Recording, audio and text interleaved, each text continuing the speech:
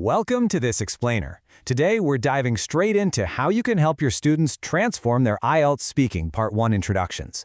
We're going to take them from a stiff, robotic Band 6 all the way to a fluent, incredibly natural Band 7 or higher. If you're an English teacher prepping candidates for the IELTS exam, well, you know exactly what I'm talking about. We all want our students to succeed, right? But sometimes their own preparation strategies actually end up hurting their scores. I mean, as teachers, we've all heard it. Candidates trying way too hard to cram these forced, awkward idioms into the very first 30 seconds of their exam. They get so caught up in the vocabulary that they completely forget to speak like a real human being. They walk into that room, sit down, and suddenly start speaking in these unnatural, memorized chunks of textbook language. It's tough to listen to, isn't it? So, here's our agenda for today. First, we'll tackle the Part 1 challenge. Second, the birthday cake strategy. Third, upgrading name and origin. Fourth, upgrading work and hobbies. And finally, the final Band 7+ profile. All right, let's kick things off with Section 1, the Part 1 challenge. So the absolute biggest mistake students make right out of the gate is trying to memorize rigid chunks of language or dropping in overly formal phrases like, I hail from. Listen, examiners are trained to spot these robotic responses from a mile away. The student who actually hits that Band 7, 8, or 9, that's the one who speaks naturally, just as if they're chatting with a friend over coffee. Moving on to Section 2, the birthday cake strategy. Now this is a real game changer. The crucial point here is that students need to use their natural, fundamental English for the vast bulk of their answer, and then just add a few advanced sprinkles to boost that score. Think of it literally like baking a birthday cake. The main ingredients, your flour, your sugar, the butter, those are basic, simple things. That makes up 97% of the cake, which perfectly represents your students' fundamental fluency and clear pronunciation. The remaining 3%, well, those are the colorful sprinkles on top.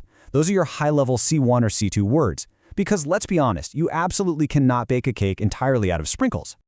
We're going to take this strategy and apply it right now by doing a complete makeover on a sample profile. We'll break it down into 4 essential steps: name, origin, work or education, and hobbies.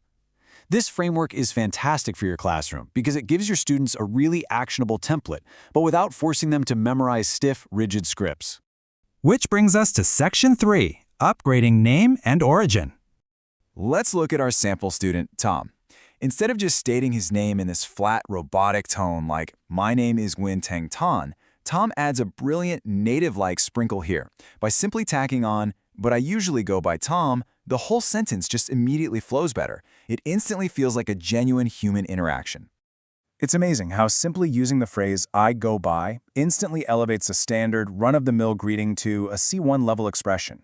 English communication experts always emphasize this. Using a phrase like, I go by or please call me really shows a sophisticated grasp of conversational English. It softens the introduction, It makes it highly authentic and approachable. Next up, origin. Tom swaps out the basic textbook I am from with the advanced, idiomatic phrase born and bred. This shows a much higher command of vocabulary. Born and bred is just a fantastic linguistic sprinkle. It simply means you were born there and you grew up there, but it's exactly the kind of natural phrase a native speaker casually drops into conversation all the time. Then, to wrap up his origin story, he replaces I live in with I've been based in. This little shift makes his response sound incredibly sophisticated, yet totally effortless. Notice how he also swaps out for 20 years with for nearly 2 decades? I mean, these are small tweaks, but they completely change the flavor of his answer. He doesn't sound like a textbook anymore. He sounds like a confident professional.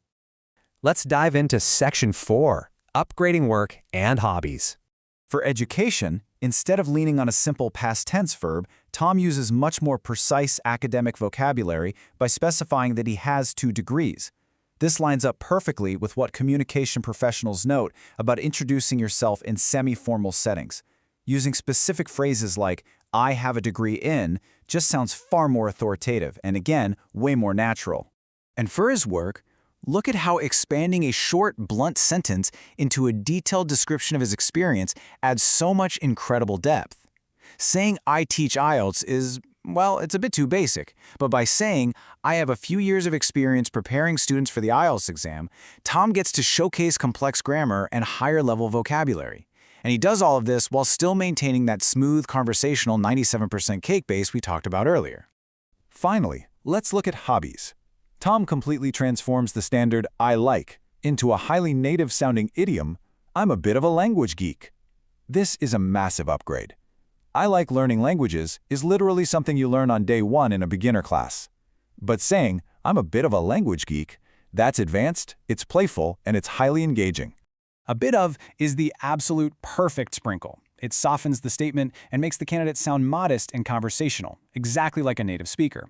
You can easily teach your students to adapt this to whatever their own interests are. You know, if they love reading, they're a bit of a bookworm. If they love eating out, they're a bit of a foodie. It's such an easy, flexible template, but it yields massive results in the exam room. All right, let's wrap this up with Section 5, the final Band 7 Plus profile. Now, right before we reveal Tom's final makeover, remember to teach your students what's called the stranger test to make sure their new introduction actually feels natural. The idea here is simple. If you wrote your introduction down, cut it out, and handed it to a complete stranger on the street, would they easily understand who you are, or would they be totally confused by a bunch of weird, outdated idioms?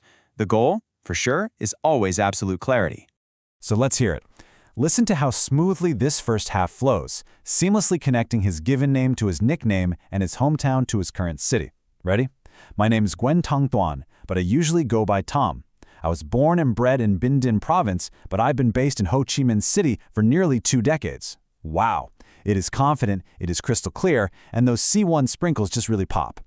Moving to the second half, it perfectly balances his professional experience with a casual, really engaging description of his hobbies, again using those C1 level sprinkles. Notice the phrase, "when I have some spare time." That is so much more natural than just abruptly listing off hobbies. And ending with, "you could definitely say I'm a bit of a language geek," well, that leaves the examiner with a fantastic impression of his fluency. By using this simple, step-by-step framework, you can genuinely help your students ditch those robotic responses for good and step into the exam room as confident, high-scoring communicators. Instead of panicking, trying to remember 50 complex idioms, they just need to rely on their solid foundation, that 97% cake, and add those few perfectly placed sprinkles. So let me leave you with this thought. Who will your students be in their next exam? Will they be the robot reciting from a dusty textbook, or will they be the natural, fluent communicator who effortlessly aces the stranger test?